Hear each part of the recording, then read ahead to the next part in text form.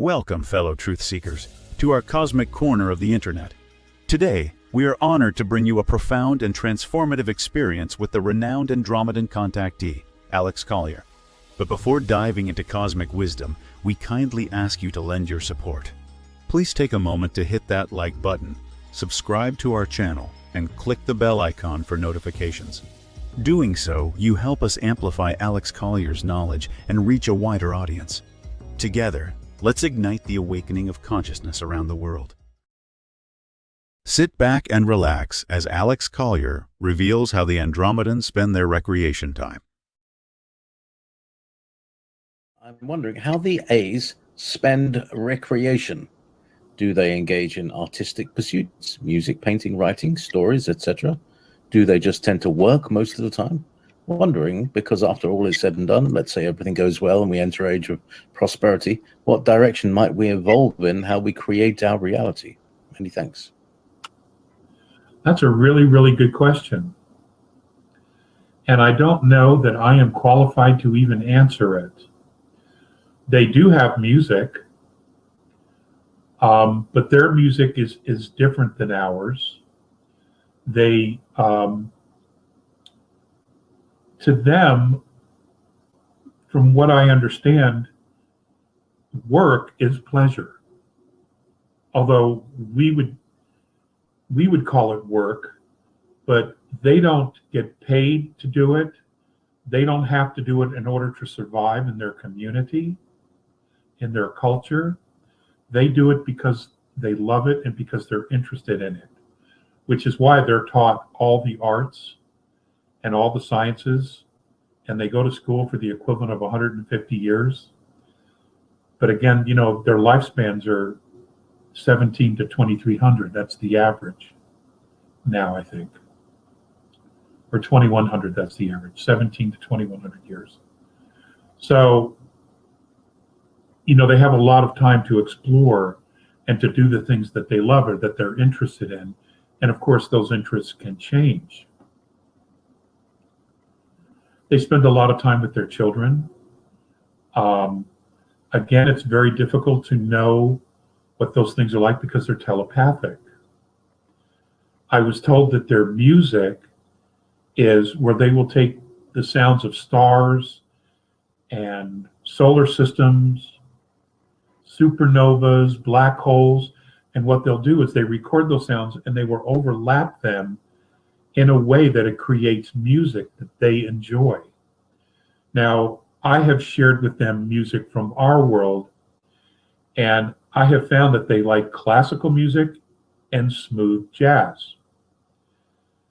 They do not listen to anything that has lyrics. They're simply not interested in music that has lyrics, because they feel the essence of the soul and or creation in the sounds itself. And that makes sense, actually, because a lot of classical music, the composers wanted to tell a story, but they had to use just sound because there was no medium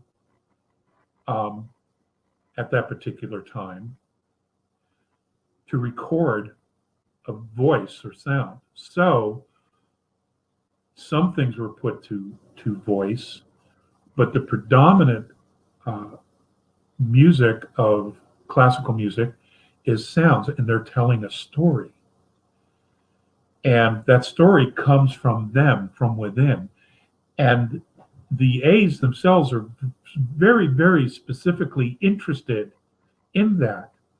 Jazz is the same way. The blues is very much the same way, because what's happening is you're using the instrument to express your emotion.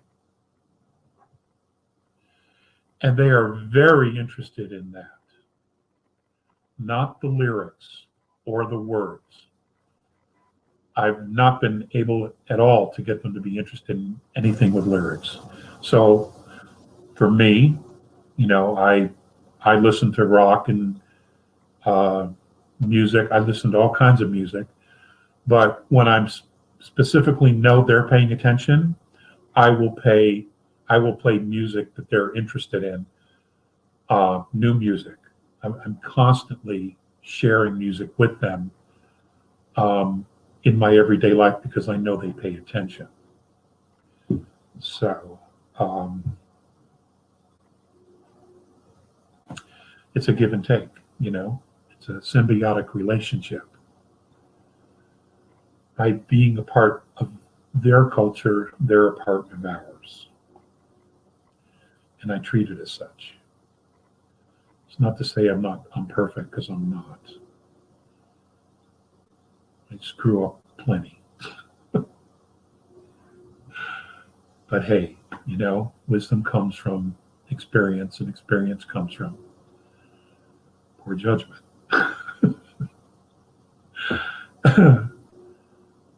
Listen, thank you for being here. I'm sorry it was such a small group today, but it is what it is.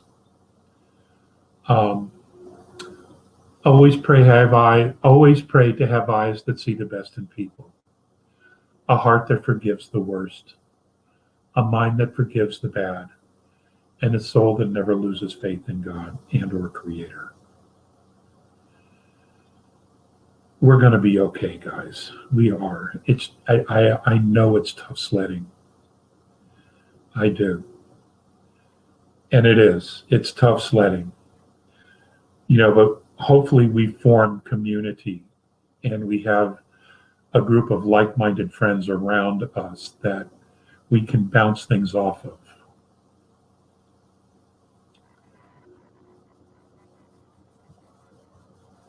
What this whole process is that we're going through, now that I have shared the big picture with you, we're good. We're good.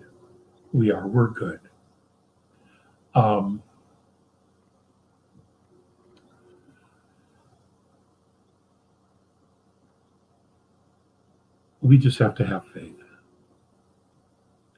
And that can only come from within, from each other, and from our connection to Source. And Source is real. Source exists. The extraterrestrial civilizations, they don't create dimensions. You understand? They do not create dimensions. That level of physicality, that space, had to have been created by Creator, by God, the generator of dimensions. And the entry point of each of our souls had to be created outside this space as well. So we're on this journey. Technically, I guess you could say, if God was outside and created this universe, and then created the dimensions, and then brought consciousness into these in the form of souls, I guess you could technically say at some point we were all angels. And we decided to take different roles. And no matter how broken some of the pieces of this holograph become, they will always find their way back home, and that's back to Source.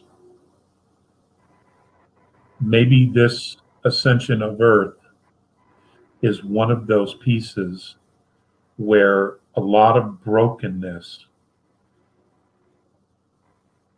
is going to be healed and brought back by our movement from third to fourth to fifth. At least that's how I choose to see it. We're playing a significant role here. Because many of the civilizations in our galaxy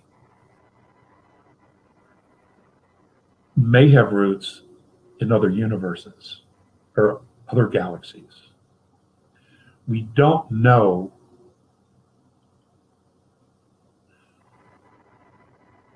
we don't know the chain reaction we're going to create outside of our galaxy. It could be infinite for all we know.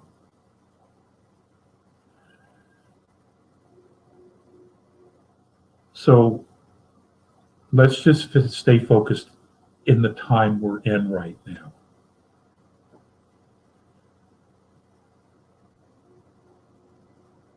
And appreciate what it is, and continue to make room for change, okay? Let's make room for change and embrace the change as it comes. I moved because Merlin's got a fan club. He's the real talent here. And plus it's time for a WALK, a walk. And he can tell time. He knows when it's time for a walk.